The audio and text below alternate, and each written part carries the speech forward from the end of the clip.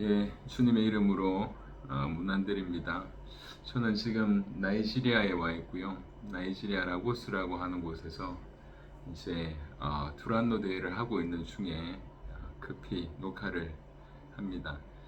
이제 이 해외 현장에 나와서 이렇게 메시지를 실제로 뭐 실시간이나 아니면 녹화를 할 수 있을 때 받는 최고의 유익 중에 하나는 뭐냐면 그 현장에서 주께서 주시는 그런 은혜들을 그대로 가슴에 담고 그것을 전달할 수 있다는 것인 것 같습니다.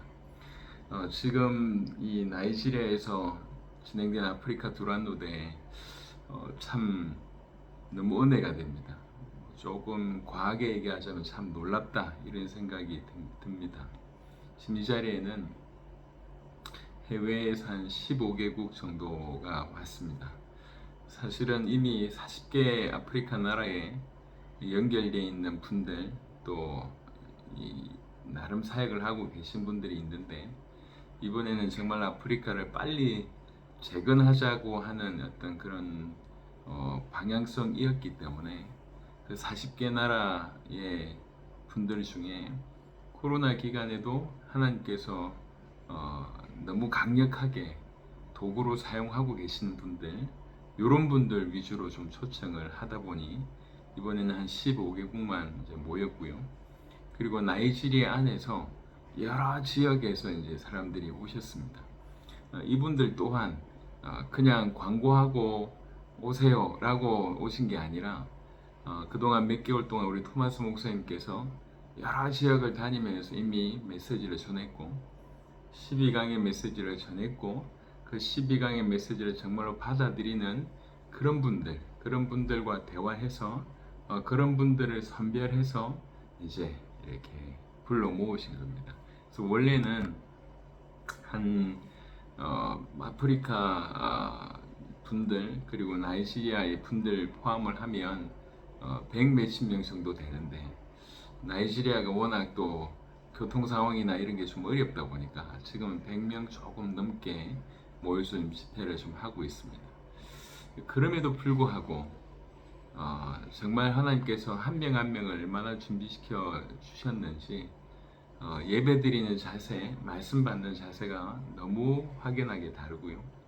그냥 억지로 앉아 있는 것이 아니라 정말 사모함으로 말씀을 받으신 것 같습니다.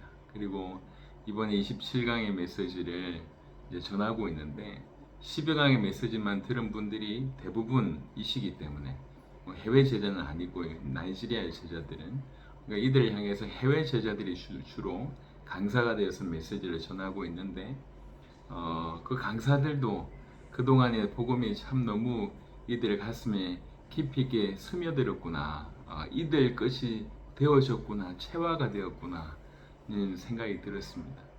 그래서 정말 무슨 일이 일어나겠다 는 생각이 굉장히 강력하게 듭니다. 이제 제가 글로 보고를 올려드린 것도 여러 번 확인하셨겠지만 이번에 나이지리아 입국이 제가 경험해보지 못한 그런 일이었거든요. 있을 수 없는 일이었어요. 저희가 이제 4명이 다 나이지리아 대사관에서 다 일반 비자를 정상적으로 발급받아가지고 들어왔는데 입국장에서 걸렸습니다. 그래서 저는 사실 조금 솔직히 말해서 이분들이 또 돈을 좀 요구하려고 그러나 장난을 좀 치는 것인가 이런 생각을 했는데 아니더라고요. 높은 사람이 와서 제에게 확인을 시켜주는 거예요. 제 여권에 찍혀 있는 비자를 보니까 만료 날짜가 6월 30일 날로 찍혀 있는 거예요. 저희가 여기 7월 20 며칠부터 집회를 하고 그 집회에 관한 것을 나이지리아 대사관한테 다 컨퍼런스를 다 알려드렸어요.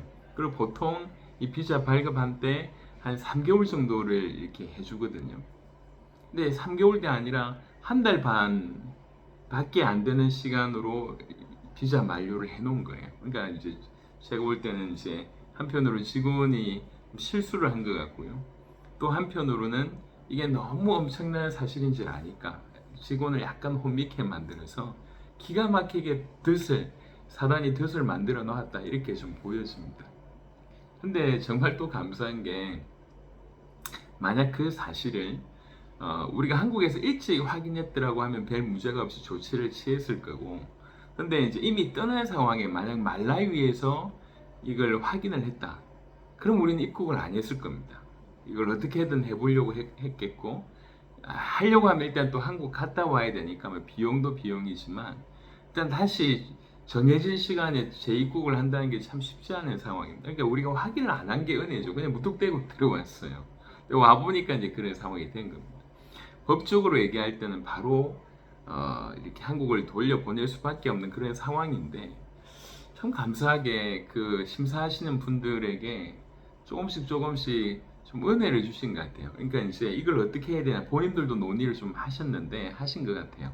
그런데 이제 정상적인 발급이 됐다는 게 보여지는데 너무 짧게 그 이렇게 기일을 잡아가지고 발급했다 이런 것들이 보여지니까 우리의 실수가 아니라 한국에 있는 나이지리아 대사관의 어떤 문제이구나 이런 부분들도 조금 제일 먼저 앞에서 막는 부분들을 좀 본 것 같고, 그래서 약간 위에 있는 분한테 그 얘기를 하게 됐고, 그분이 일단 그날에 이민국의 최종 결정권자한테 이제 이렇게 물어보러 갔는데, 그 최종 결정권자가 너무 감사하게 얼마 전까지 한국에서 근무했던 분이시라고 하더라고요. 여자분이신데요. 그러니까 이제 한국은 친구의 나라다. 뭐 한국 사람들은 자기 친구다 이러면서 발급을 이렇게 해라고 이제 명령을 하신 것 같아요. 근데 이민국에서 또 이걸 발급해 준 게 아니라 이걸 또 한국에 있는 이 나이지리아에 있는 그리고 수도에 있는 아부자의 어떤 대사관하고 또 얘기가 다 돼야 된다고 하더라고요. 굉장히 복잡한 일인데 최종 결정권자가 그렇게 하게 해준 거예요. 감사하게 통 합쳐서 한 10시간 정도 저희가 이틀 동안 붙잡혀 있었는데, 그 사이에 우리에게는 힘이 없고 답이 없기 때문에 그냥 붙잡혀 있으면서 계속 성경을 계속 보고 기도하고 있는 모습을 보고 그냥 우리를 감시하는 사람이 몇 명 따라 붙었는데, 그 감시하는 사람이 마음문을 열고, 그리고 이제 이렇게 여러 직원한테 이렇게 어떤 이제 이민국 그 경찰 뭐 그런 분들한테 저희가 이제 뭐 신문도 받고 해야 되는 그런 상황인데, 우리를 감시하는 그분들한테 틈만 나면 우리 홍강희 선교사가 또 메시지를 전하고 하면서 오히려 이것이 다 유익이 됐어요. 그러니까 말도 안 되는 어려운 상황에 그야말로 들어올 수 없는 완벽한 사단의 작전에 걸려들었는데, 그 상황에 오히려 더 말씀에 집중하게 하시고 기도하게 하시면서 오히려 그 상황을 절묘하게 하나님께서 풀어주시더라. 그래서 오히려 이것들이 두란노 대회가 얼마나 중요한지에 대해서 더 마음을 담게 하셨고 기도하게 하셨고 우리 마음을 좀 준비를 하게 하신 것 같아요. 그리고 나서 이제 딱 두란노 대회를 이제 와서 시작을 하는데, 이래서 그랬구나 라고 느껴질 만큼 한 명 한 명 100%라고 얘기할 수 없지만 한 명 한 명 하나님께서 준비하신 분들이구나. 어떤 단순한 능력을 얻기 위해서 아니면 경제적인 후원을 얻기 위해서 새로운 프로그램이나 아니면 잘 정리된 메시지를 얻기 위한 그런 차원을 훨씬 넘어서서 이것이 복음이구나. 이 복음이면 우리 민족, 우리 지역, 우리나라 살릴 수 있겠구나 라고 하는 마음으로 더 알고 싶어서 이렇게 모인 거예요. 너무 감사하다는 생각을 계속 하고 있습니다. 그러니까 지금은 이제 두라도 대 한 반 정도가 지난 시점에 저 혼자 지금 빠져나와서 이제 녹화를 하고 있습니다. 사실상 주일 메시지를 녹화해야 된다고 하는 생각도 아예 못 하고 있었습니다. 왜 그러냐면 이제 이 나이지리아 입국 자체가 너무나 피말리는 그런 시간이었고 그게 거의 한 이틀이 갔으니까요. 첫날은 어떻게든 허락이 되어져서 우리가 나이지리아 들어오긴 했지만 비자가 발급된 건 아니었기 때문에 그 다음날 이제 또 비자 발급하고 그 다음에 정상적인 입국 절차를 밟기 위해서 또 가야 되는 상황이라, 그러니까 이제 나이지리아 도착하는 이틀 동안은 뭐 잡혀있는 시간만 10시간이었지만 공항 왔다 갔다 그 다음에 이런 시간까지 다 포함하면 한 20시간 정도 그 입국에 시간을 소비했고, 입국된 그 다음 날부터는 이제 아예 두란노 대회가 진행됐기 때문에 정신이 없었습니다. 그러다가 이제 갑자기 이제 우리 딸이 언니가 이제 주일 메시지 어떻게 됐냐 갑자기 물어와서 그때 이런 생각이 들어서 또 한 주간 동안 받은 은혜가 있고 또 우리 성도들하고 나누고자 하는 어떤 그런 부분들이 준비되어 있었기 때문에 메시지를 녹화하는 데는 별로 어려움이 없는데 여하튼 그런 시간이었습니다. 그런 마음 중에 오늘 여러분하고 좀 나누고 싶은 말씀이 사도행전 9장입니다. 사도행전 9장 사도 바울의 어떤 인생을 통해서 복음을 전부로 받는 자라고 하는 제목으로 말씀을 좀 드리도록 하겠습니다. 사도행전 9장에 보면 사도 바울이 회심하는 장면이 나오잖아요.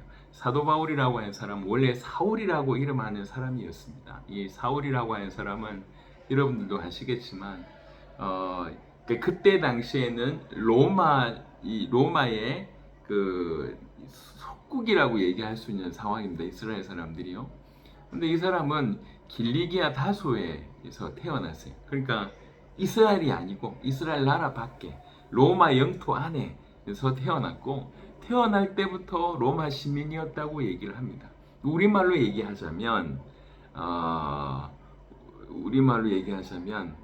우리가 일본에 이렇게 사로잡혀 있을 때 우리 민족인데 일본에 귀화해서 일본에서 태어난 이런 느낌, 이런 느낌이라고 하면 이해를 하시겠습니다. 그러니까 로마 안에 있으면서 로마 시민권자, 그때 당시 로마 시민권자는 지금의 전 세계 미국 시민권하고는 비교할 수가 없습니다. 그때 당시 로마 시민권자들이 받을 수 있는 특혜는 이 지금의 미국 시민권을 가지고 있는 거하고 비교할 수 10배나 100배나 비교할 수 없을 정도로 강력했어요.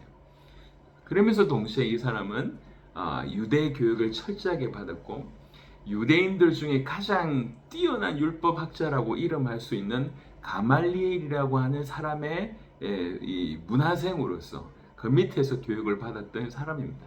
그러니까 성경 교육을 철저하게 받았던 사람, 그리고 율법을 해석할 수 있는 미드라시 같은 것을 철저하게 공부했던 사람. 그때 당시에 또 유명했던 학문이 수사학이라고 하는 학문인데 이 부분도 철저하게 공부했던 사람이다라고 보여집니다. 그러니까 그분의 어떤 이 글을 쓴 걸 볼 때에 이게 그냥 단순한 얘기가 아니라 정말 깊이 있게 나름 학문을 가지고 있었고 준비가 됐다고 볼 수가 있습니다. 그리고 바리새인이라고 하는 칭호를 사실은 이제 이거는 나라에서 준다 이런 개념보다는 인정된 사람에게 주는 겁니다. 정말 저 사람은 신앙이 본보기가 된다. 정말 많은 것들을 가지고 있다. 그리고 그 위에서 요구하는 부분들을 충분히 다 통과됐을 때 바리새인이라고 하는 칭호를 받습니다. 이 사람은 대단한 사람이었어요. 근데 그토록 하나님을 사랑하고 율법을 잘 지키고 하나님을 그렇게 열정적으로 섬기고 있는 터에 갑자기 저 나사렛이라고 하는 촌동네에서 예수라고 하는 사람이 나타나고 어부 출신이 대부분인 사람들이 그의 추종자가 돼서 12명의 제자가 따라다니고 그런데 뭔가 많은 일을 일으키는 거예요. 근데 나중에 들어보니까 그 예수님이 자기가 하나님이라고 얘기했다는 것이 나와 아버지는 하나이다 이런 식으로 얘기했고 그러니까 이제 결국 예수님이 이제 십자가에 처형되었다. 유대인들 입장에서는 당연히 죄송합니다. 죽일 놈이 죽었다. 이렇게 이제 보여지는 거거든요. 율법을 파괴하고 감히 참남죄 하나님을 망령되이 일컫는 그 일을 행한 저 친구 죽어야 되지 라고 생각했던 인물이 바울입니다. 사울입니다. 그래서 그 예수님 십자가에 지시고 부활한 이 십자가에 죽음 당한 이후에 끝난 줄 알았는데 예수님이 부활했다고 얘기하지 그 추종자들이 더욱더 예수님을 쫓아가려고 하니까 쫓아가는 일이 벌어지니까 이거 가만두면 되지 않겠다. 그러니까 본격적으로 핍박을 유대교에서 하는데 그 중에 가장 앞에서 핍박했던 장본인이 이 사도 바울입니다. 사울입니다. 이 사울이 나중에 이제 진실로 하나님을 만나 예수님을 만나고 나서 사도 바울로 이제 바뀌게 되는데 이 사울이 우리 주님을 만난 그 적극적인 장면이 사도행전 바로 9장입니다. 9장의 10절부터 보시면 그때 다메섹에 아나니아라는 제자가 있더니 주께서 환상 중에 이르시되 아나니아야 하시거늘 대답하여 주여 내가 여기 있나이다 하니 이제 요 장면은 사도행전 9장 1절부터 9절의 배경을 깔고 얘기해야 되는데 9장 1절부터 이런 게 낫겠습니다. 혹여하시 이 말씀을 듣는 우리 성도들 대부분들이야 뭐 다 알고 계시겠지만 우리 교회에서도 이제 새 가족들이 계속 들어오고 앞으로도 계속 새 가족들이 와야 되는 그런 상황이니까 기왕이면 조금 기초적인 부분들을 조금 다지고 하는 것이 유익할 것 같아서요. 사도행전 9장 1절부터 보겠습니다. 사울이 주의 제자들이 대하여 여전히 위협과 살기가 등등하여 대제사장에 가서 다메섹 여러 회당에 가져갈 공문을 청하니 이는 만일 그 도를 따르는 사람을 만나면 남녀를 막론하고 결박하여 예루살렘으로 잡아오려 함이라.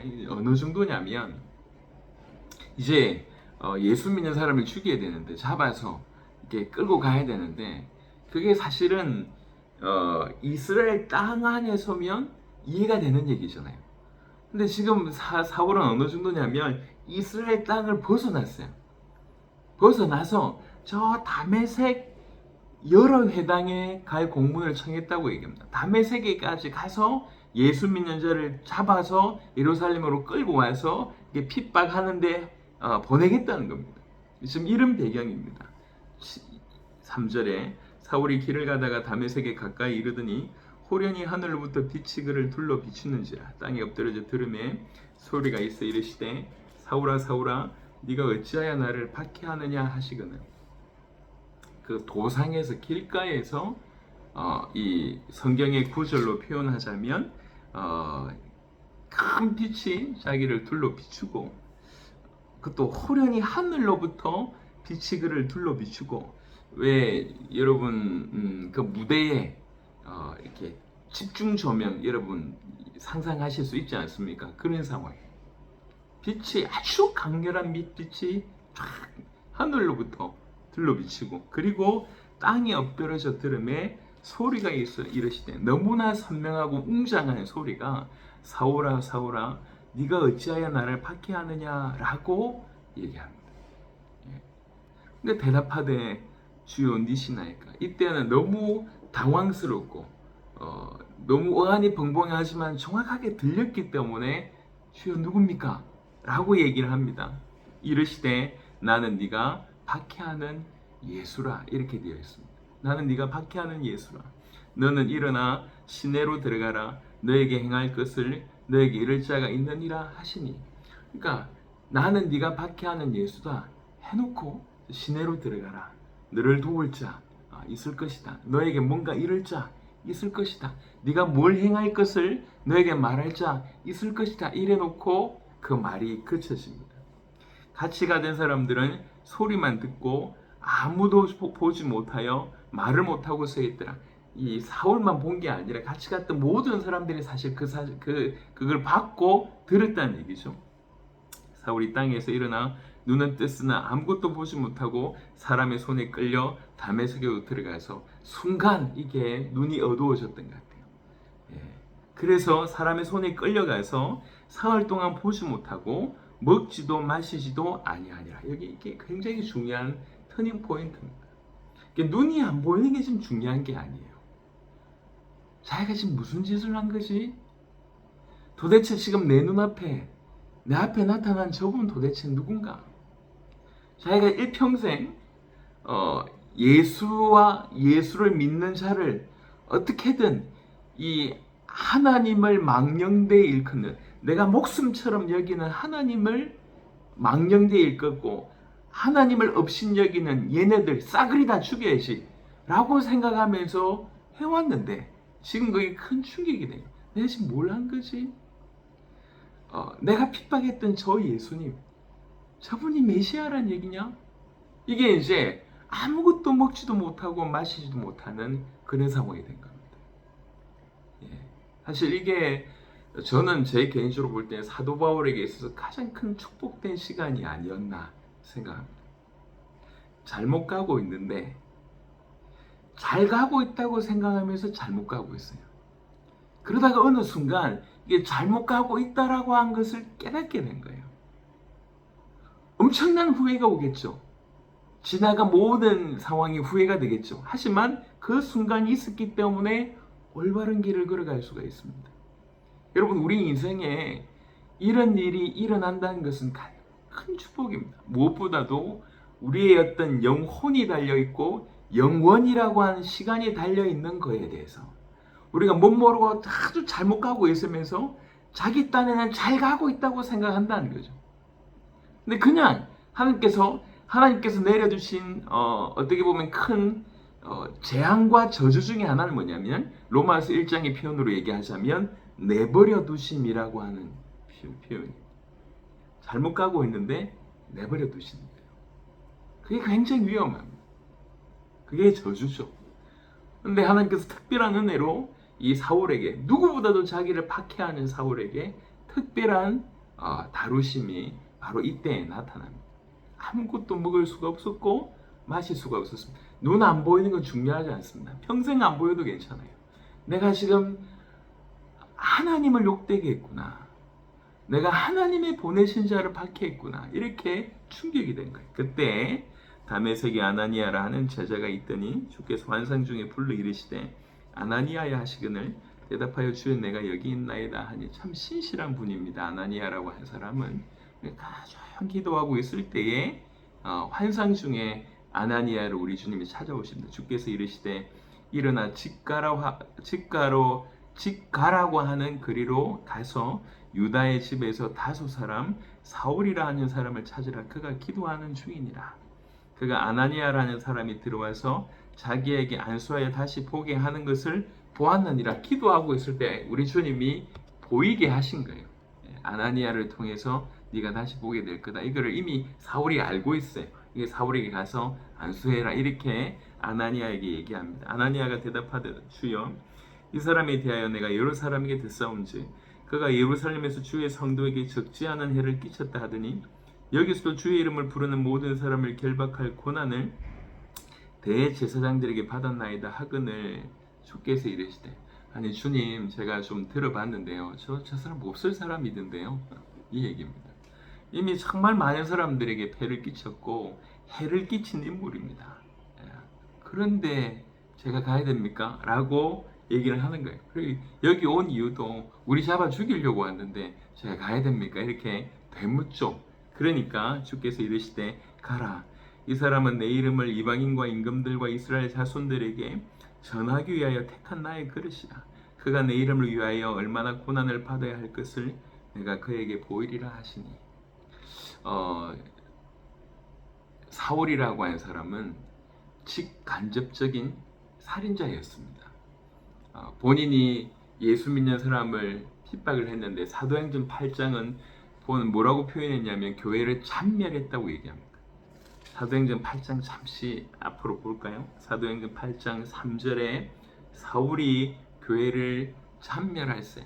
참멸한다는 얘기는 완전히 싸그리 없앴다는 얘기예요.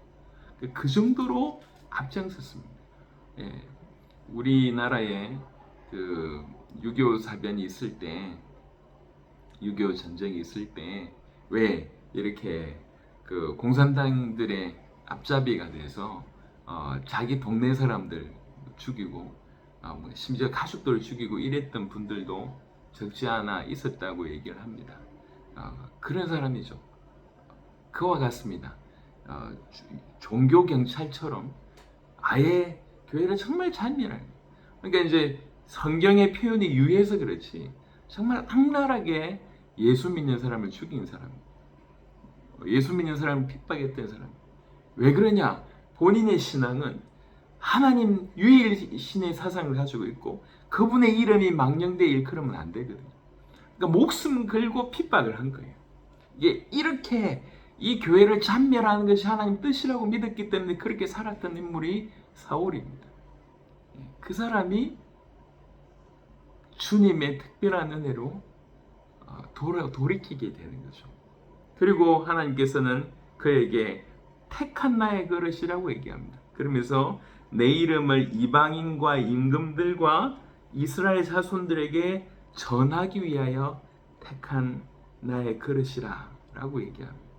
그래서 여러분 잘 알듯이 12 사도라고 하는 분들은 대부분 이스라엘을 위한 민족을 위한 어떤 이 사도라고 여김 받았고, 이방인의 사도는 사도 바울이다라고 또 얘기합니다. 물론 12사도들이 이스라엘만 머물지 않고 나중에는 다 이방인들 향해서 선교하다가 순교하는 그런 일을 하게 됩니다. 하지만 이방인의 사도의 제일 첫 번째라고 얘기한다고 하면 주저없이 사도 바울이라고 얘기할 수가 있겠습니다.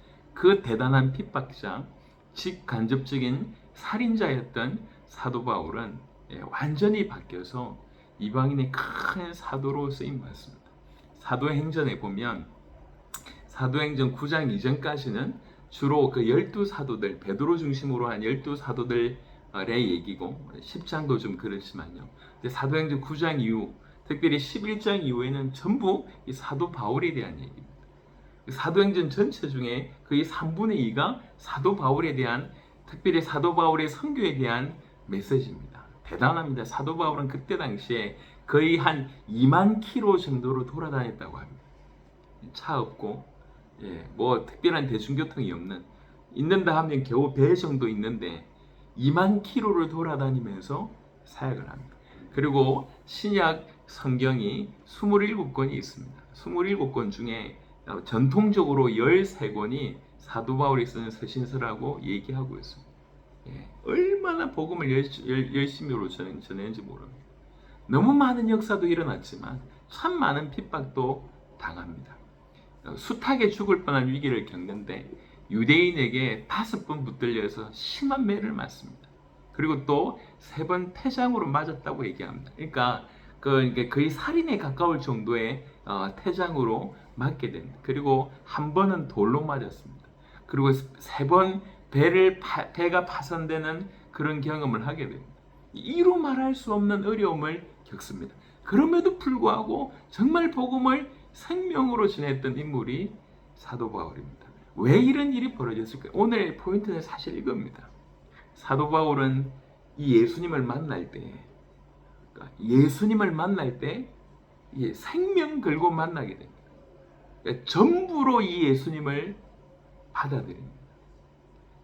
복음을 전부로 받았다고 표현할 수가 있습니다.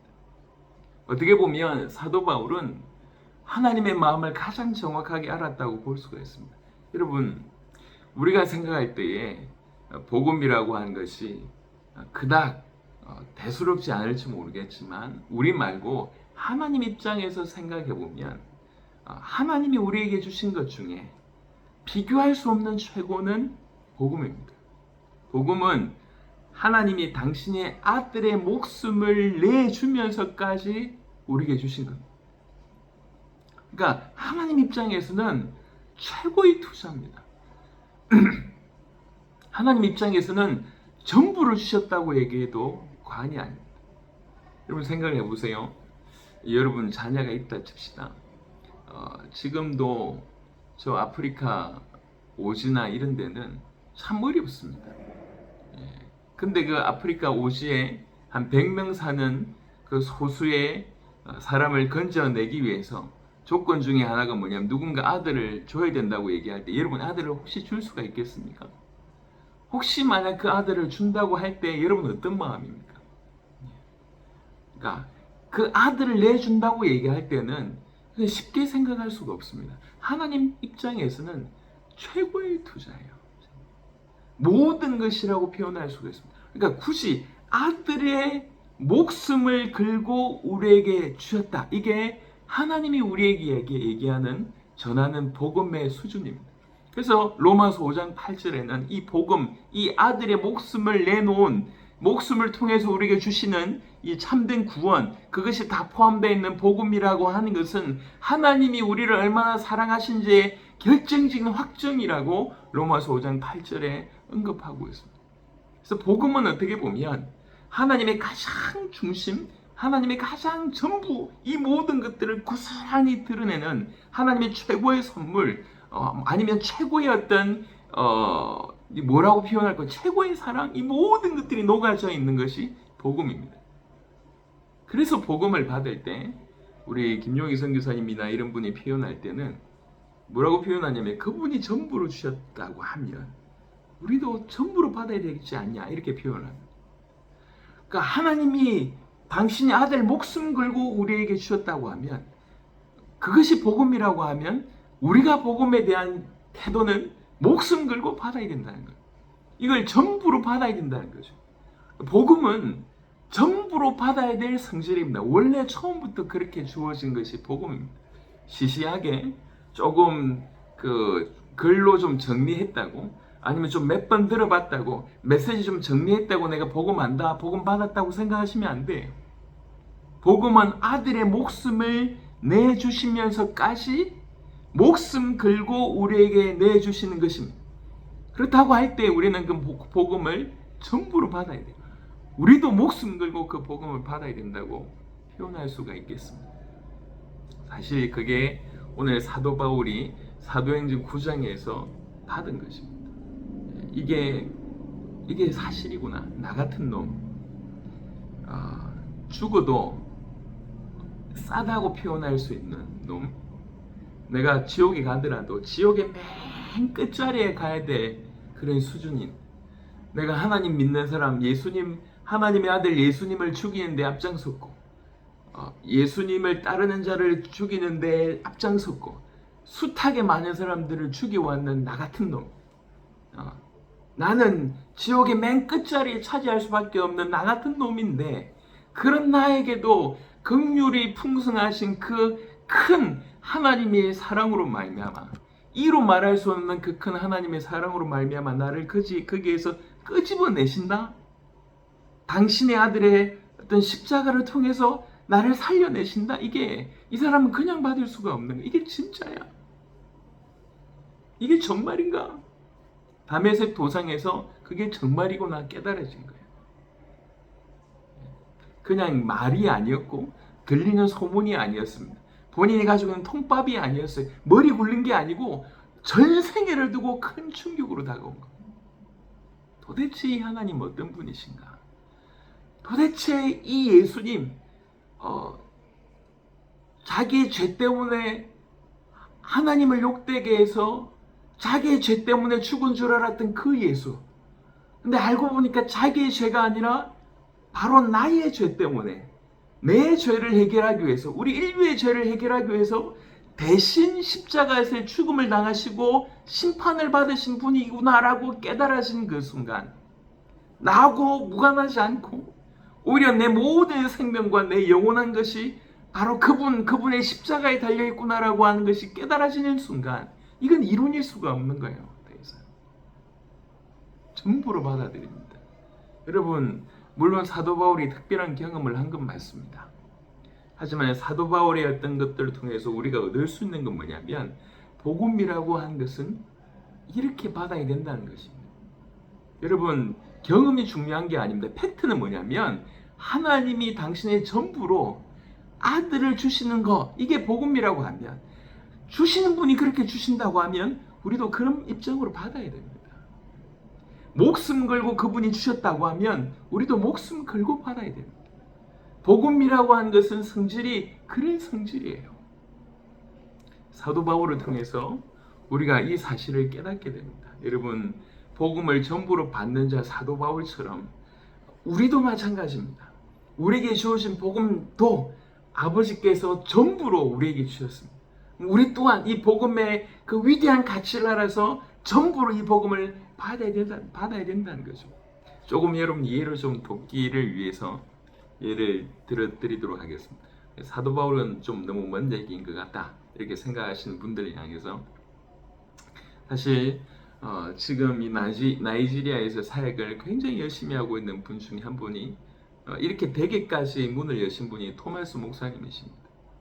토마스 목사님은 원래는 무슬림 배경이었어요. 온 가족이 무슬림이었어요. 근데 하나님의 은혜로 토마스 목사님이 예수님을 믿게 된 거예요. 예수님을 믿게 됐고, 그래서 하나님의 은혜로 토마스 목사님이 계속 예수님을 신뢰하는 중에 그 가족 전체가 무슬림에서 이제 복음으로 기독교로 돌아오게 되었습니다. 하나님의 은혜 너무 감사해서 더 좀 이렇게 공부를 하고 싶어서 신학 공부하러 한국에 왔어요. 한국에 왔다가 우리 신림동에서 신도림동에서 전도하던 우리 스태프들 통해 가지고 얼마 있다가 이제 연결이 됐어요. 토마스 목사님 아시는 분이 아시겠지만 굉장히 이 사람 지혜롭고요, 똑똑하신 분이십니다. 우리나라에 와서도 네로라는 교회를 다 둘러봤어요. 본인이 얘기하시더라고요. 다 둘러봤는데 이게 조금 뭐 나름 배운 건 있었겠죠. 근데 이제 본인을 움직일 만한 그런 건 없었다고 하는 것 같습니다. 신학 공부를 계속 하고 있고요. 지금 뭐 박사를 요번에 받은 걸로 알고 있습니다. 그러다가 이제 저희 교회에 와서 저희가 하는 사역들을 보고 저 뒷자리에 늘 앉아가지고 계속 살펴보신 거예요. 예, 저희의 사역들을 살펴보고, 그리고 저희가 전하는 메시지를 보고, 무엇보다도 저희가 전하는 메시지대로 우리가 살고 있는지에 대한 것들을 계속 보시다가 진실로 답을 얻으시고, 이게 복음이다, 예수님이 그리스도 이것이다, 이래가지고 정말 깊이 있게 받으셨어요. 그 다음부터는 국내에 있으면서도 자기 같은 환경에 있는 분들한테 계속 복음 전하시고, 그리고 특별히 아시아권의 마음이 있어서 아시아 사역할 때 저희가 여러 번 모셔갔습니다. 사역을 얼마나 중심 있게 특별히 그 메시지를 은혜 가운데 전달하는지 모르겠어요. 너무 열심히 있게 겸손하게 사역을 하십니다. 그러다가 코로나가 터졌잖아요.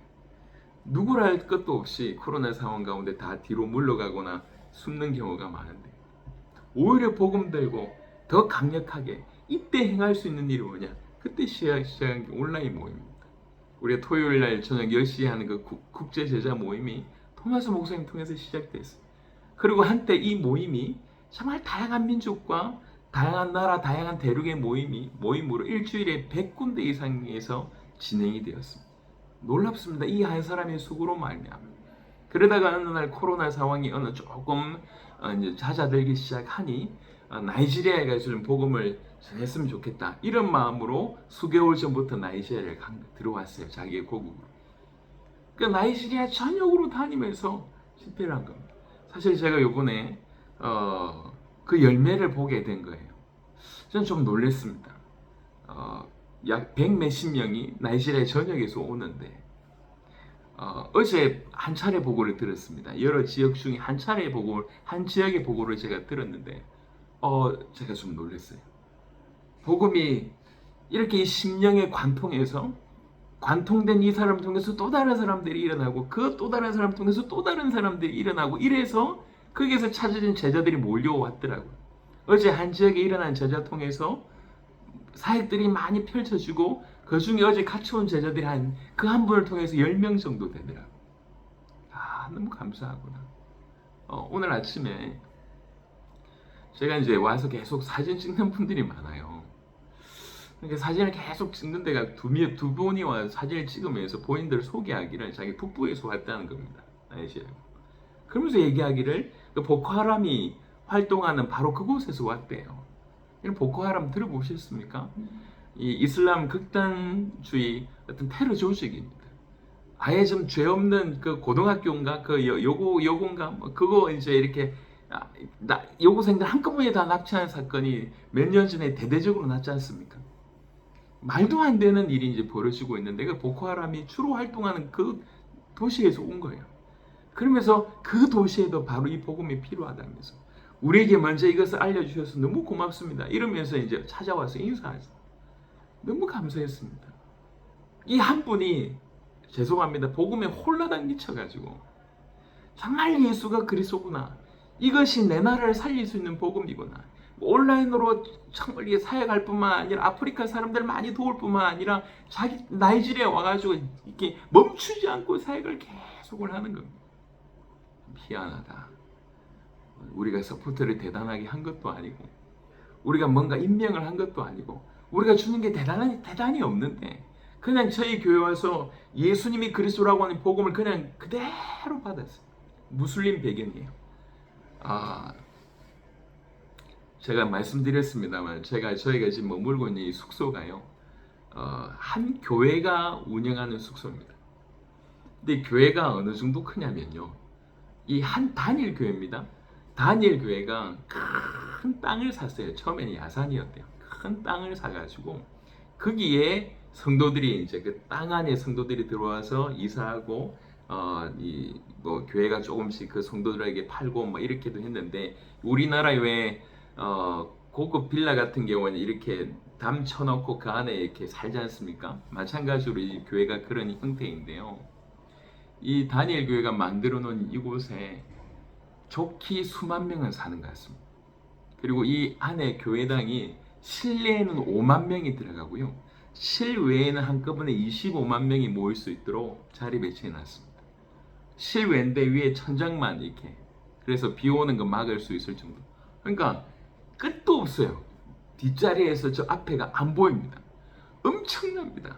한 교회가 뭐 이렇게 이 단일 교회가 이제 뭐 주변에 이제 여러 나라에도 펼쳐져 있어서 다 모으면 한 700만 명의 교인이 된다고 해요. 그러니까 이제 사실 이런 걸 보고 자란 분이에요. 예. 그러니까 우리나라에 뭐 대단한 교회, 물론 시설 깨끗하고 좀 많이 모이지만 규모면은 이렇게 이런 교회들이 나이지리아에 있으니까 뭐 그렇게 많이 감동받고 이러지는 않는 것 같아요. 그리고 이제 이 나라가 극하게 이슬람과 이 그 기독교가 막 충돌하는 거 아주 중요한 이 부분이잖아요.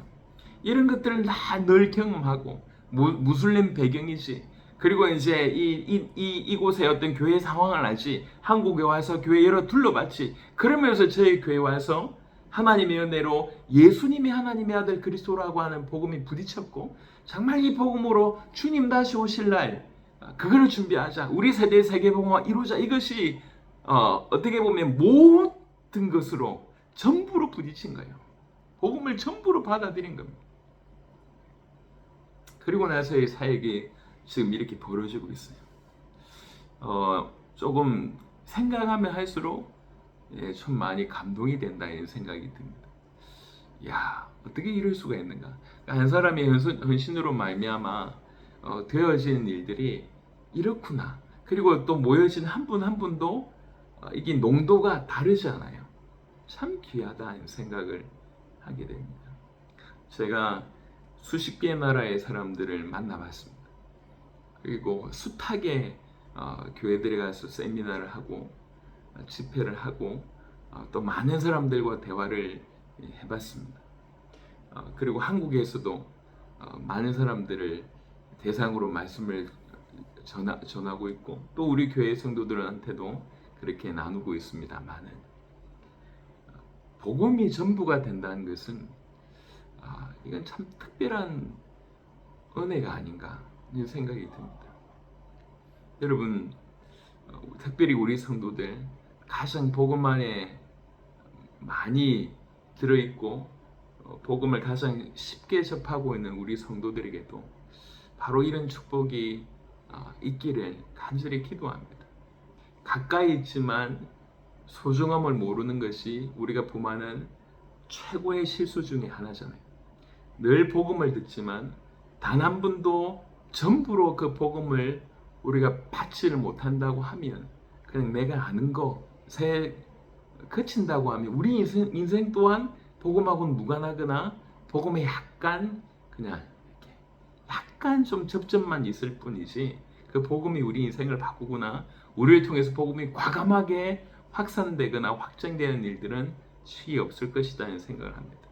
그래서 무엇보다도 우리가 주님께 은혜를 간구해야 되겠습니다. 주님, 우리가 이토록 알고 있던 복음이 이렇게 대단한 것이었습니까? 라고 하는 분이지. 그래서 복음을 전부로 받는 자. 그래서 어떻게 보면 사도들과 초대교회 성도들이 참 대단했지만 가장 정점에 있었던 인물은 바울이었습니다. 그 바울은 복음을 처음부터 이렇게 받았던 것 같습니다. 물론 너무 복음 반대편에 있었기 때문에 더 선명하게 받지 않았는가 생각합니다. 그래서 지금 늘 듣는 우리 성도들에게도 크신 은혜가 주어지겠지만 아직은 저 교회 밖에 있는 오히려 우리를 반대하거나 박해하거나 전혀 삶이 무너져 있는 그 사람들 중에 오히려 이 복음을 깊이 받게 됐을 때 참으로 하나님께서 귀중하게 쓰는 그런 그릇으로 얼마든지 변화될 수 있지 않겠나 하는 생각을 하게 됩니다. 일어나고 오늘 사도행전 9장에 사도 바울이 이 이후로 사도행전 9장 20절에 보니까 즉시로 각 회당에서 예수가 하나님의 아들이심을 전파하니 즉시로 멈추지 않았습니다. 바로 그 자리에서 즉시로 듣는 사람이 다 놀라 말하되 이 사람이 예루살렘에서 이 이름을 부르는 사람을 멸하려던 자가 아니냐. 여기 온 것도 그들을 결박하여 대제사장들이 끌어가고자 함이 아니냐 하더라. 그 말을 들은 사울은 더 힘을 더 얻어 예수를 그리스도라 증언하여 다메섹에 사는 유대인들을 당혹하게 하니라. 더 힘을 얻어 예수님이 그리스도다. 예수님이 하나님의 아들이다. 예수님만이 우리 구원자다. 예수님만이 나의 인생의 주인이다. 예수님만이 내 인생을 변화시킬 수 있고 우리 인류를 살릴 수 있고 우리 열방을 살릴 수 있고 내 나라를 살릴 수 있고 내 가족을 살릴 수 있는 유일한 분이다. 이게 가슴에 그냥 전부로 부딪히는 거예요. 그러니까 전부이다 보니까 이 사람의 하는 말, 하는 행동이 전부 그것으로만 표출될 수밖에 없다는 것입니다. 이전에는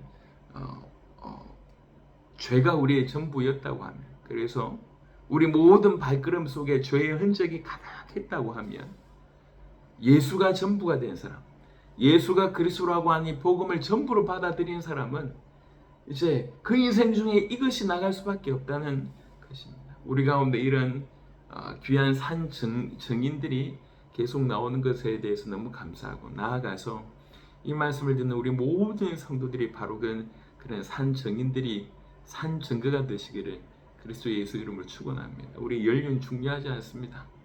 우리 위치 중요하지 않고 우리 과거 경험 중요하지 않고 지금 우리 상황 중요하지 않습니다. 지금 우리가 어떤 비참한 상태에 있든지 간에 힘을 잃었든 아니면 힘이 왕성하든 중요하지 않습니다.